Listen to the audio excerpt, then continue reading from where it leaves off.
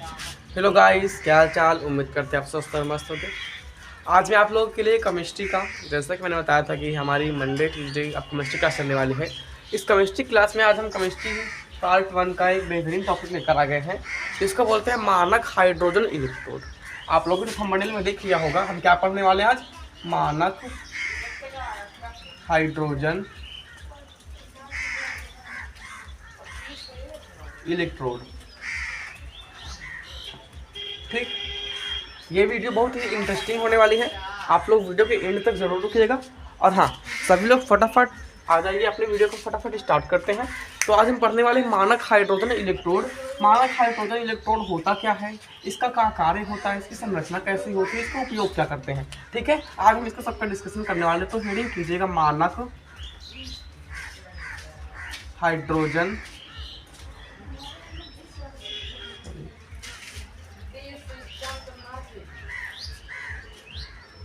मानक hydrogen electrode.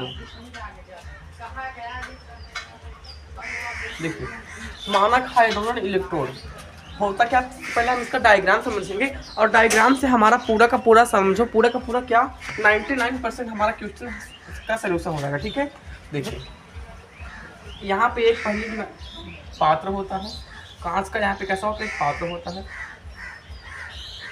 ठीक, इसके अंदर हम कांच की एक नली डालते हैं। क्या डालते हैं, कांच की नली। डायग्राम बनाते हैं। सबसे पहले हम कांच की नली इसमें डालते हैं।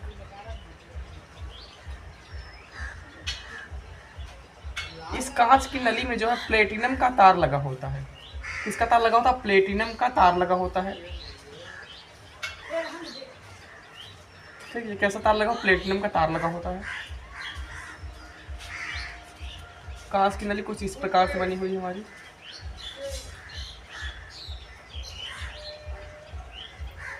ठीक है, और यहाँ से हम हाइड्रोजन गैस को इसके अंदर प्रवेश कराते हैं।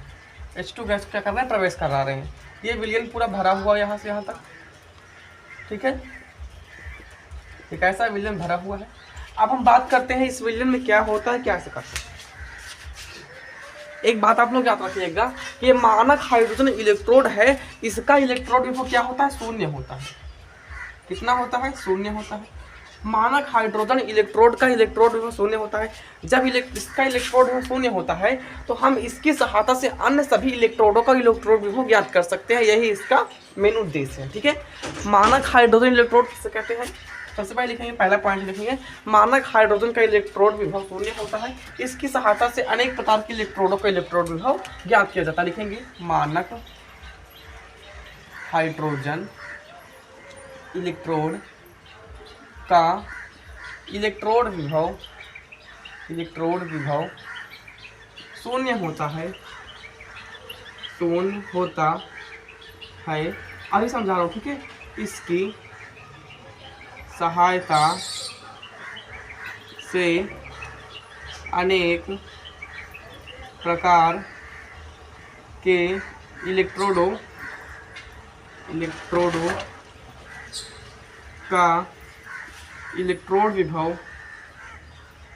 इलेक्ट्रोड विभव ज्ञात करते हैं। ठीक, ये हमारी थोड़ी सी हो गई थ्योरी।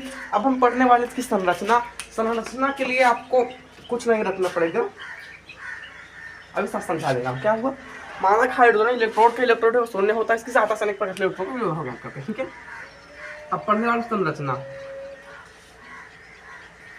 देखिए, इसके अंदर जो विलयन भरा हुआ है HCl का विलयन होता है। कैसा विलयन होता है, HCl का। और इसकी सांद्रता कितनी होती है, 1 मोल होती है। तो देखिए हम देखने क्या वाले हैं, जब एक बर्तन हो उसमें HCl का विलयन 1 मोल भरा होता है। क्या होता है, एक बर्तन में, सबसे पहले आप लोग थ्योरी नोट करेंगे। एक बर्तन है, बर्तन में 1 मोल HCl का विलयन भरा हुआ है। एक बर्तन, उसमें 1 मोल HCl का विलयन भरा हुआ है।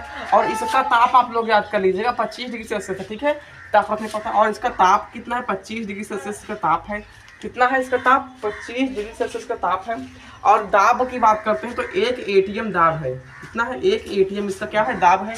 बात समझ रहे हैं। यहाँ पर हमने एक बर्तन लिया, एक बर्तन में क्या है, 1 मोल HCl का विलयन हम भर दिए। HCl के विलयन भरने के बाद इसमें क्या है, 25 डिग्री सेल्सियस का ताप कर दिया। ताप करने के बाद 1 ATM को उसमें क्या कर दिया, दाब कर दिया।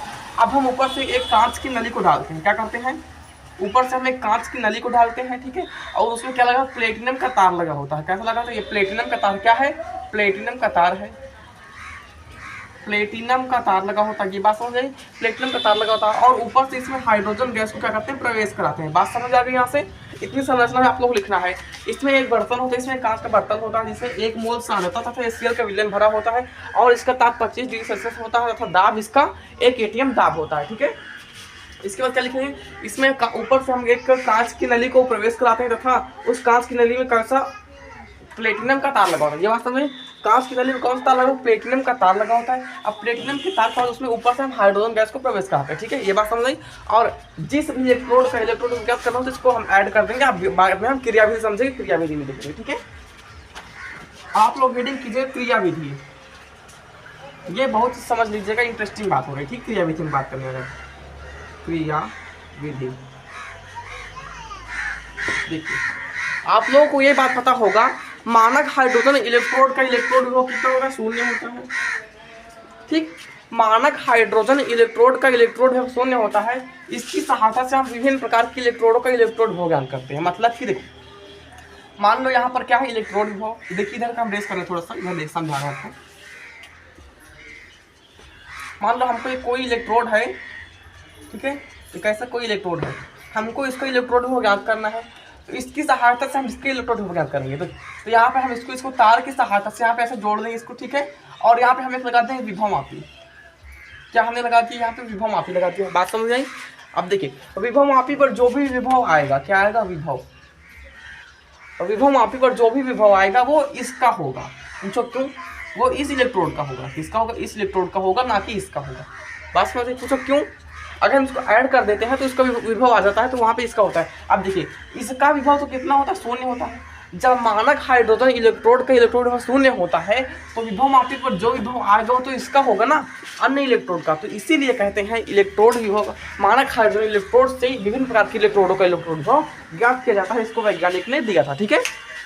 यहाँ तक बात समझ में सबको आ गई है। तो मानक हाइड्रोजन इलेक्ट्रोड से इलेक्ट्रोड सब लोग ज्ञात कर लेंगे, तो लिखेंगे, आप लोग लिख लीजिएगा, बता समझा दे रहा हूँ। मानक हाइड्रोजन इलेक्ट्रोड का इलेक्ट्रोड विभव 0 होता है। क्या होता है, पहला पॉइंट, मानक हाइड्रोजन इलेक्ट्रोड का इलेक्ट्रोड विभव 0 होता है। इसकी सहायता से अनेक प्रकार के इलेक्ट्रोडों का इलेक्ट्रोड विभव ज्ञात करते हैं, ठीक है। इसकी सहायता से अनेक प्रकार के इलेक्ट्रोडों का इलेक्ट्रोड विभव ज्ञात किया जाता है। अब देखो, जिस भी इलेक्ट्रोड का क्या करते हैं, जिस भी इलेक्ट्रोड का इलेक्ट्रोड विभव ज्ञात करना होता है, जिस भी नेक्स्ट क्वार्टर में जिस भी इलेक्ट्रोड का इलेक्ट्रोड विभव ज्ञात करना होता है, लिखेंगे आप लोग, विभव ज्ञात करना होता है, उसे क्या करते हैं, उसे विभव मापी द्वारा मानक हाइड्रोजन इलेक्ट्रोड से, किसके द्वारा, विभव मापी द्वारा मानक हाइड्रोजन इलेक्ट्रोड, SHE को बोलते हैं मानक हाइड्रोजन इलेक्ट्रोड, ठीक है। उससे विभव मापी द्वारा, किसके द्वारा, उससे विभव मापी द्वारा मानक हाइड्रोजन इलेक्ट्रोड से इलेक्ट्रोड में जोड़ देते हैं। और लास्ट में क्या आएगा, और विभव मापी पर जो भी विभव आता है वो अन्य इलेक्ट्रोड का होता है, क्योंकि इसका विभव तो 0 होता है। बात समझ आ गई, फिर से देख लीजिएगा आप लोग।